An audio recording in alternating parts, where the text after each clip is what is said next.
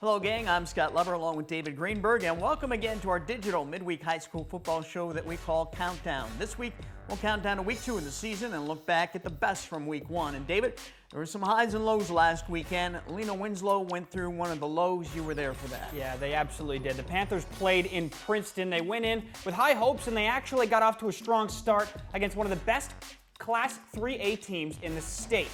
They jumped out to a 14-7 lead on Princeton, but then standout running back Mari Roby went down with a serious injury. He had to be taken to the hospital, and then the game just got away from the Panthers. The Panthers were also without their star two-way lineman Jennings Dunker, who's going to Iowa.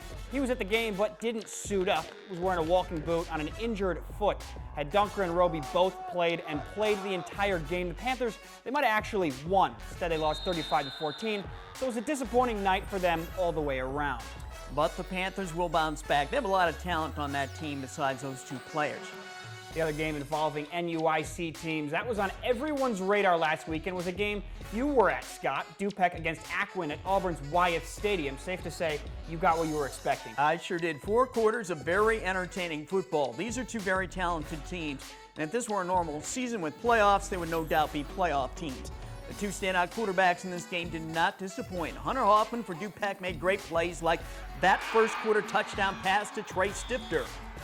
And Aquin quarterback William Gustafson showed why he was a conference MVP last season and why he might be the best 1A player in the state this year. There's a lot of talent on the field in this game, but Gustafson certainly stood out. He accounted for a total of 5 touchdowns in the game, 2 passing, 2 rushing, and 1 on a kickoff return. And in crunch time in a tight fourth quarter, he carried the ball almost exclusively for the Bulldogs. They just put the ball in his hands and let him make plays. Aquin won the game 28-21, and after the game, I picked Gustafson's brain about the game. Was this game everything you expected? Because there was a lot of build-up to this game with these two great teams. Yeah, it was. Dupre, hell of a game. They played really great. I was expecting this. Everybody was hyping it up, and it got the hype it deserved. And 2 great teams going at it. So it was really great to play in, and we're just glad we got the victory in the end. So I know you'll credit to all your teammates, but you individually, you did some special things today. You had 2 touchdown runs. You had a kickoff return for a touchdown. You had a touchdown pass. Let's start with a kickoff return for a touchdown because they grabbed the momentum with their touchdown, and you grabbed it right back. Kind of talk us through that play there, the kick return. Yeah, they were kicking into the wind on that kick. So, and their kicker's a great kicker, kicks bombs. So I knew it kind of shortened up because of the wind and it was so high. So, I saw it come to me. I think it took a bounce and I picked it up, and, the middle of the field was just wide open. So I just took it and, tried my best to get through, and, credit my blockers. That's how you get kick returns off in the end zone and everything, your blockers. So I just saw it, and I knew we had to get the momentum right back because they scored on that last play. So that was the long one. Then came the short one, the 1-yard keeper for the go-ahead touchdown here in the fourth quarter. Tell me about that play. We marched the ball down the field, so that field felt great. And we were at the 1, I think. So, we felt like we had to score on that possession because we put in a good drive.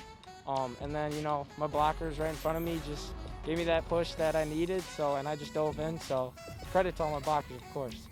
You have such a great passing attack, but Dupre's DBs, I thought they played really well. That's a tough group to go up against, isn't it? It is. They watch and film and everything, and I'm sure they rep DBs over at Dupre a lot. So credit to them. They played really, really great. So they made it really tough. Do you have a few things to work on? A lot of snaps from center were a little off to you, and a lot of fumbles in this game. So if you can clean those up, that'll help a lot. Yeah, those are little things, things we can just pick up in a day of practice and everything. So, I'm glad those are the mistakes more than bigger mistakes, things we can fix pretty easily. How'd you enjoy playing on the turf here at Auburn at Wyeth Stadium in this big field? Something a little different for you, huh? Very different. We had the playoff game at Freeport last year, so that was my first time playing on turf. So this is my second time of all time. It's great. You get some burns on your arms and your legs, but nothing we can't handle. So but it's fun. It's a lot of fun. Normally, I'd say, a win like this could springboard you toward big things, and right toward the playoffs and all that, but we don't have all that this year. But what can a win like this do for you in week one? I mean, I think week one's probably one of the biggest wins because that's how you start off your season and everything, and you want to start off with the win. But, I mean, we're playing, since we don't have those playoffs, we're playing every single game like it is a playoff game. We want to go 6-0, and we're going to take it week by week and do our best each game. It's no surprise that William Gustafson is our Week 1 MVP. He accounted for 240 yards of offense to go with the 2 touchdown passes, 2 touchdown runs, including the game winner, and he had the 86-yard kickoff return. He also made some excellent tackles on defense. On the Nick 10, the one team that got everybody's attention like a hammer right between the eyes was Hononegah. Yeah, the Indians have a lot of weapons in their arsenal, and they use them all against Belvedere North.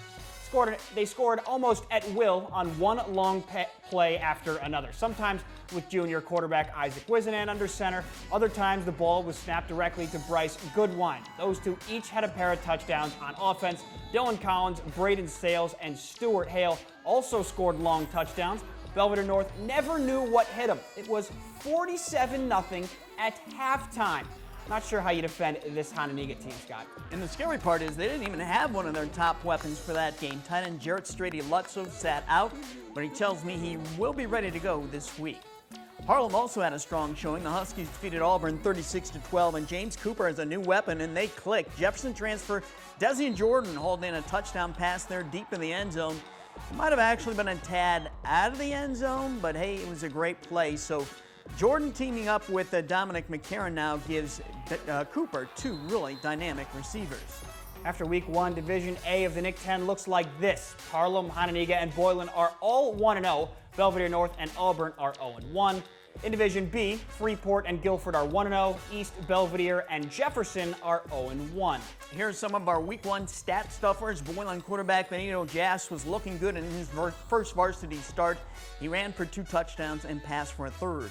Hononegah's Isaac Wisenan threw 1 touchdown pass, and he broke off 2 long touchdown runs. He had 116 yards on the ground on just 5 carries. James Cooper of Harlem had 3 touchdown passes and 1 touchdown run. And Dupre quarterback Hunter Hoffman threw 2 touchdown strikes and ran for another 1. Those are some talented quarterbacks. You add in Gustafson and Aquin, and it's a heck of a year for quarterbacks in the Rockford area. It is, and we haven't even mentioned a couple guys in the Big Northern Conference who have yet to take the field. North Boone's Logan Emanuel and Stillman Valley's Chad Gehrig. We're going to get to see them this weekend. More on that in Week 2's schedule in a moment, but first, let's count down our top 5 plays from Week 1.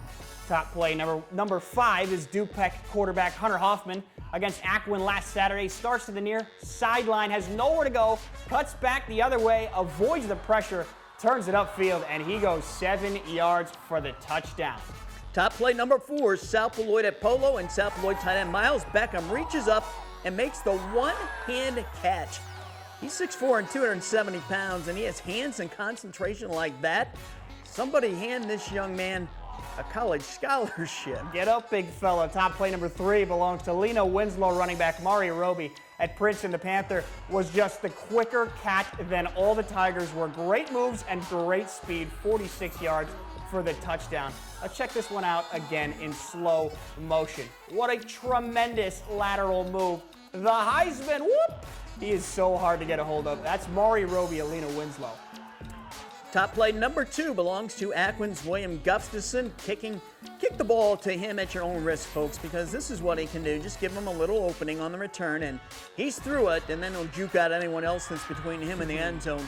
He's too quick, too shifty, too fast. He reminds me of former Byron Tiger Ryan Considine with his physical build and elusiveness on returns.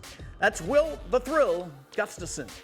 And the top play from week 1. Hononegah against Belvedere North. Isaac Wisenan just throws a short pass trying to play it safe near his own end zone and get some yardage. And does he ever get that yardage? Thanks to his receiver, Braden Sales, who has nothing by the sideline and turf from. Sales went 96 yards on the catch and run. That's a Hononegah school record. That is our top play from week 1.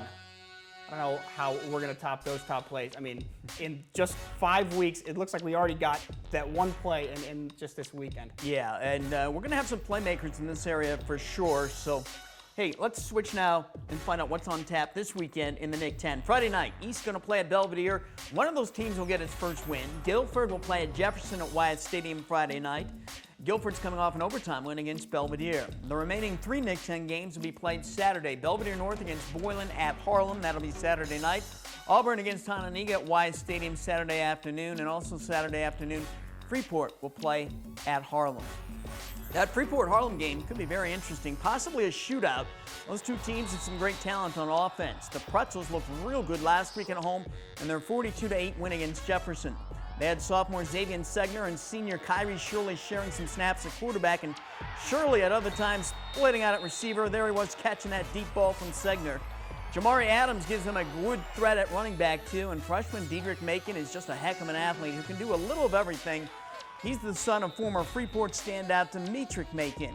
And Coach Anthony Debman has a dangerous team in Freeport.